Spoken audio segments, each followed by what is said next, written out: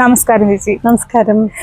നമ്മളിന്ന് കീഴ്ത്താണി ഇരിഞ്ഞാലക്കുടയിൽ കീഴ്ത്താണി എന്ന് പറയുന്ന സ്ഥലത്ത് കുഞ്ഞലിക്കാട്ടിൽ എന്ന് പറയുന്നൊരു വീട്ടിലാണ് നമ്മളിവിടെ ഇരിക്കുന്നത് കേട്ടോ. അപ്പം ഇവിടെ നമുക്ക് ഒരു പ്രത്യേക തരത്തിലുള്ള ഒരു എനർജി നമുക്ക് സെൻസ് ചെയ്യാൻ പറ്റുന്നുണ്ട്. അതൊരു ദേവിയുടെ ചൈതന്യമാണ്. അപ്പോൾ ശ്രീനിവാസ പൈ സാറ് മൊബൈലിലൂടെ സെൻസ് ചെയ്ത ഒരു എനർജി പ്രസൻസ് ആണ് ഇന്ന് നമ്മുടെ പിന്നിലുള്ള ദേവിയായിട്ട് നമുക്കിവിടെ ഈ ക്ഷേത്രത്തിൽ നമുക്ക് കാണാൻ പറ്റുന്നത്. നമുക്ക് ചോദിക്കാം, എങ്ങനെയാണ് ആദ്യമായിട്ട് ശ്രീനിവാസ പൈ സാറിനെ പരിചയപ്പെട്ടതെന്നും എങ്ങനെയാണ് ഈ എനർജി ഐഡന്റിഫൈ ചെയ്തതെന്നും ഒക്കെ നമുക്കറിയാം. പറയൂ ചേച്ചി, എങ്ങനെയായിരുന്നു സാറിനെ പരിചയപ്പെട്ടത്? സാറ് ആദ്യം LMRK മെമ്പറാണ്. ഞാൻ LMRKയിൽ വളണ്ടിയറാണ്. എന്നെ LMRK മൃഗഭക്തയാണ്. രജിജിയുടെ ഞാൻ ക്യാപ്റ്റൻ എന്നാ പറയാം. ക്യാപ്റ്റൻ്റെ ഒരു ഭക്തയും കൂടിയാണ്. അപ്പോൾ അങ്ങനെ സാറായിട്ട് ഞാൻ സംസാരിച്ചു. പിന്നീട് സാറിന് നമ്പർ എടുത്ത് ഞാൻ സാറിനെ വിളിച്ചിരുന്നു. വിളിച്ചപ്പോൾ സാറ് ഒരു ദിവസം, സാറ് എപ്പോഴും തിരക്കാണല്ലോ, സാറ് സംസാരിച്ചെങ്കിൽ അധികം ഒന്നും അങ്ങനെ തിരക്കാണ്, പിന്നീട് വിളിക്കാം എന്ന് പറഞ്ഞ് ഫോൺ വെച്ചു.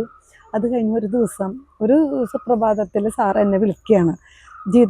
ജിദ്ദയല്ലേ? അപ്പോൾ ഞാൻ പറഞ്ഞു അതെ, എനിക്ക് പഴനിയിൽ നിന്ന് കൊണ്ടുവന്ന വേലോ എന്തെങ്കിലും വീട്ടിലുണ്ടോ എന്ന് ചോദിച്ചു. അപ്പം ഞാൻ പറഞ്ഞു നമ്മുടെ LMRK ക്യാപ്റ്റൻ പറഞ്ഞിട്ട് കൊണ്ടുവന്ന മണ്ണുണ്ട്, ക്യാപ്റ്റൻ പൂജിച്ചു തന്ന വേലിരിക്കുന്നുണ്ട്, ഫോട്ടോ ഇരിക്കുന്നുണ്ട് എന്ന് പറഞ്ഞു. അപ്പോൾ കൂടാതെ കൃഷ്ണൻ്റെ എന്തെങ്കിലും ഉണ്ടോ എന്ന് ചോദിച്ചു. ഞാൻ പറഞ്ഞു കൃഷ്ണനെ ഞാൻ എപ്പോഴും പ്രാർത്ഥിച്ചുകൊണ്ട് നടക്കുകയാണ്. അപ്പോൾ എനിക്ക് പറയാനുള്ളത് ഞാൻ പറയാം.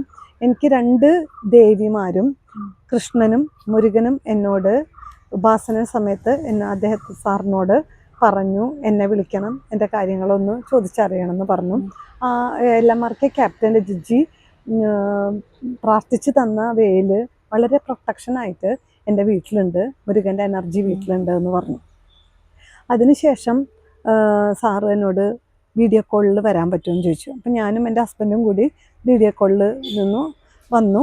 അദ്ദേഹം സങ്കല്പം ചെയ്തു, പ്രാർത്ഥിച്ചു കഴിഞ്ഞപ്പോൾ അദ്ദേഹം പറഞ്ഞു എനിക്ക് വീടിൻ്റെ ചുറ്റും ഒന്ന് പൂജാ റൂം ആദ്യം വീഡിയോ കോളിൽ കാണാമെന്ന് പറഞ്ഞു. പൂജാ റൂം കണ്ടു, വേല് കണ്ടു, എനർജിയൊക്കെ അദ്ദേഹത്തിന്, കൃഷ്ണൻ്റെ വിഗ്രഹത്തിനും കൃഷ്ണനൊക്കെ പവർഫുൾ ആണെന്നുള്ളത് അദ്ദേഹം പ്രാർത്ഥനയുടെ ഇതുകൊണ്ട് ഒരു പവർഫുൾ ആണെന്നുള്ളത് അദ്ദേഹം പറഞ്ഞു. അത് കഴിഞ്ഞ് ആൾ വീടിൻ്റെ ചുറ്റും ഒന്ന് കാണണം എന്ന് പറഞ്ഞു. അപ്പോൾ അദ്ദേഹം പറഞ്ഞു ഇങ്ങനെ വീടിൻ്റെ വടക്ക് കിഴക്ക് ഭാഗത്ത് എന്താണ്, അപ്പം ഞങ്ങളുടെ വീട്ടമ്പലമുണ്ട്, അപ്പോൾ അവിടെ എനർജി ആൾക്ക് സെൻസ് ചെയ്യാൻ പറ്റി. അത് കഴിഞ്ഞ് ഇങ്ങനെ തെക്കോട്ട് ഇങ്ങനെ വീഡിയോ കോളിൽ ഇങ്ങനെ വരുമ്പോൾ അദ്ദേഹം സ്റ്റോപ്പ് എന്ന് പറഞ്ഞു. അപ്പോൾ ആ ഭാഗത്ത് തെക്ക് ഭാഗത്ത് എന്താ ഉള്ളതെന്ന് ചോദിച്ചു. അപ്പോൾ ഞാൻ പറഞ്ഞു അവിടെ ഒന്നുമില്ല എന്ന് പറഞ്ഞു. അപ്പോൾ സത്യം പറയാൻ വെച്ചാൽ അവിടെ ദേവിയുടെ ഉണ്ട്, പക്ഷേ നമ്മൾ പുനഃപ്രതിഷ്ഠ ചെയ്യാനോ നമുക്ക് 2 പെൺകുട്ടികളാണ്, ഇനിയിപ്പോൾ നോക്കാനോ ഭാവിയിൽ ഫ്യൂച്ചറിൽ ആരും ഇത് നോക്കുമെന്ന് വിശ്വാസം ഉണ്ടാവുക കുട്ടികൾക്ക്, തലമുറയ്ക്ക് നമുക്കറിയില്ലല്ലോ. ഓൾറെഡി നമുക്ക് കുടുംബക്ഷേത്രം ഉണ്ട്, അപ്പം നമ്മളതിന് തയ്യാറായില്ല. പക്ഷേ വർഷങ്ങൾക്ക് മുമ്പ് കൈമുക്കുമനയിലെ തിരുമേനി 96 പണ്ട് പറഞ്ഞിട്ടുണ്ട് ഇവിടെ ദേവി ഉണ്ടെന്നുള്ളത്. പിന്നെ നമുക്ക് ശ്രീദേവ് എന്ന് പറഞ്ഞൊരു ജ്യോത്സ്യനുണ്ട് ഇവിടെ, അവനും പറഞ്ഞിട്ടുണ്ട്. അങ്ങനെ പലരും പറഞ്ഞിട്ടുണ്ട്, പക്ഷെ നമ്മൾ പ്രതിഷ്ഠിക്കാൻ തയ്യാറായില്ല. ദേവി ചൈതന്യം ഉണ്ടെന്ന് അറിയാം, പക്ഷെ അത് ഏത് ഡയറക്ഷനിലാണെന്ന് അത് പറഞ്ഞിട്ട് തെക്കേ ഭാഗത്ത് ഉണ്ടെന്നാ പറഞ്ഞത്, അതറിയായിരുന്നു. പക്ഷെ നമ്മളത് വർഷങ്ങളായി ഇപ്പൊ നമുക്കിതൊന്നും മൈൻഡ് ചെയ്യാറില്ല. പക്ഷെ പലരും കണ്ടു എന്ന് പറയുന്നുണ്ട് ഇവിടെ, പക്ഷെ ആരും ഞങ്ങളത് നെവർ മൈൻഡ് ആക്കി വിട്ടു. കണ്ടു എന്ന് പറയുന്നത് എങ്ങനെയാണ്? നേരിട്ട് കണ്ടു? അതായത് നമ്മളുടെ ബസ്സിന്റെ ഡ്രൈവർ എന്താ പറയാ, ഓട്ടോറിക്ഷ ഇങ്ങനെ കൊണ്ടിട്ടപ്പോ അവൻ പറഞ്ഞു ചേച്ചി ഇവിടെ മാവിന്റെ ഭാഗത്ത് ഒരു കറുത്ത രൂപത്തിലൊരു സ്ത്രീ നിൽക്കുന്ന കണ്ടു എന്ന് പറഞ്ഞു. അങ്ങനെ കണ്ടപ്പോ ഞാൻ പറഞ്ഞു എന്തെങ്കിലും തോന്നലായിരിക്കും എന്ന് പറഞ്ഞു. അവൻ പറഞ്ഞു എനിക്ക് പേടിയുണ്ട്, ഇവിടെ രാത്രി പുലർച്ചെ വണ്ടി എടുക്കാൻ വരുമ്പോ, ബസ്സിന് വണ്ടി എടുക്കാൻ വരുമ്പോ എനിക്ക് പേടിയുണ്ട് ചേച്ചി, ഇവിടെ എന്തോ എനർജി ഉണ്ടെന്ന് എനിക്ക് മനസ്സിലായി എന്ന് ഇവൻ പറയുന്നുണ്ട്. അപ്പൊ അതെന്റെ മനസ്സിലുണ്ട്. പക്ഷെ നമുക്കിത് പ്രതിഷ്ഠിക്കാന്ന് പറഞ്ഞത് വേറൊരു ലെവലിലേക്ക് കടന്നു. പിന്നെ ദിവസം 2 നേരം വിളക്ക് കത്തിക്കണം, നമ്മളിപ്പോ ഇല്ലാത്ത സമയത്ത് പൂജാ റൂമിലൊന്നും നമുക്ക് അങ്ങനെ നോക്കുന്നില്ല. പക്ഷെ ഇത് വീട്ടിലില്ലാത്ത സമയത്ത് ആര് നോക്കും, ആര് വിളക്ക് കത്തിക്കും, അങ്ങനത്തെ ഒരു ചിന്ത വന്നു. അങ്ങനെ സാറ് ഇതിൽ കണ്ടപ്പോ സാറ് പറഞ്ഞു അവിടെ സ്റ്റോപ്പ് ചെയ്യാൻ പറഞ്ഞു. അപ്പോൾ കാളിയുണ്ട്, കാളിയാണ്, ദേവിയാണ്, കൊടുങ്ങല്ലൂർ അമ്മയുടെ അതേ പവറാണ്, നിങ്ങൾ വിചാരിക്കുന്ന രീതിയല്ല എന്ന് എന്നോട് പറഞ്ഞു. അങ്ങനെ പ്രതിഷ്ഠിക്കണം എന്ന് പറഞ്ഞു. അങ്ങനെ ഇവിടെ അടുത്ത് പരിചയമുള്ളത് ശ്രീദേവ് എന്ന് പറഞ്ഞ പയ്യനാണ്. ആളൊരു ജോത്സ്യനൊക്കെയാണ്. അപ്പോൾ അദ്ദേഹത്തിൻ്റെ അടുത്ത് വീണ്ടും ഞങ്ങൾ പോയി ചോദിച്ചു, ചെയ്ത് ഇങ്ങനെ ഉണ്ടോ എന്ന് പറഞ്ഞപ്പോൾ ആൾ പറഞ്ഞു നമുക്ക് പ്രതിഷ്ഠിക്കാമെന്ന് പറഞ്ഞു. അങ്ങനെ ദേവിയെ ഇവിടെ പ്രതിഷ്ഠിച്ചു. പ്രതിഷ്ഠിച്ച് കഴിഞ്ഞിട്ട് പ്രതിഷ്ഠയുടെ സമയത്ത് ഭയങ്കര എന്താ പറയുക, ഒരു കുഴപ്പമില്ലാതെ നിന്ന കവുങ്ങ് ഒടിഞ്ഞ് വീഴാണ്. ദേവിയെ വായിച്ചപ്പോൾ ഒടിഞ്ഞ് വീണ് ഇലവൻ കവിയമ്മലേക്ക് വീണ് അങ്ങോട്ട് പൊട്ടി തെറിക്കുകയാണ്. പ്രതിഷ്ഠ കഴിഞ്ഞപ്പോൾ അത് സ്റ്റോപ്പാവുകയും ചെയ്തു. അത് കഴിഞ്ഞ് പിന്നെ സാറ് ഇങ്ങോട്ട് വരികയാണ്. സാറ് വന്നപ്പോൾ സാറ് ശരിക്കും ദേവിയുടെ ഇന്നതാണെന്നുള്ളത് പറഞ്ഞു. അതിൻ്റെ ദേവിയുടെ പ്രതിഷ്ഠ കഴിഞ്ഞിട്ട് 2 ദിവസം കഴിഞ്ഞപ്പോഴാണ് ഗുരുവായൂരിന്ന് ബാബുരാജ് എന്ന് പറഞ്ഞ ചേട്ടൻ എന്നെ വിളിക്കുകയാണ്.